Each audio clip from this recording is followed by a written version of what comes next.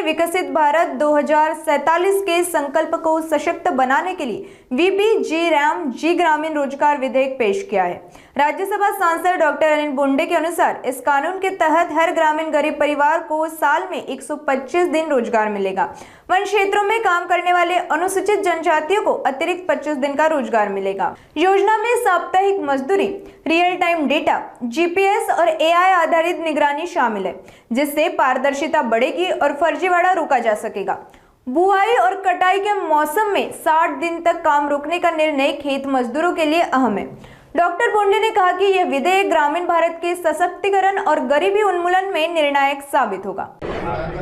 विकसित Bharat guarantee for रोजगार end आजीविका मिशन ग्रामीण ही ग्रामीण भागामध्ये रोजगार मिळाला पाहिजे आणि म्हणून 100 दिवसावरून 125 दिवसाचा रोजगार देण्याची गॅरंटी आहे। दुसरी महत्त्वाची गोष्ट की महात्मा गांधींच्या विचारानुसार आणि राम राज्यासारखं पारदर्शक ग्रामीण भागामध्ये विकसित भारताच्या संकल्पनेप्रमाणे प्रत्येक खेड्यामध्ये पायाभूत सुविधा, जलसंधारण, रोजगाराचे कामं आणि पर्यावरण संबंधित कामं निर्माण झाली पाहिजे आणि मजुरांनाही जे मजूर करतील त्यांना 7 दिवसाच्या आत मजुरी मिळाली पाहिजे आणि अगोदरच्या सारखं जे भ्रष्टाचाराचं कुरण रोजगार हमी योजनेत होतं नरेगामध्ये ते थांबवण्यासाठी संपूर्ण पारदर्शकता आणि तातडीनं त्याचं भुगतान म्हणजे पेमेंट हे करण्याची योजना म्हणजे विकसित भारत जी योजना आहे।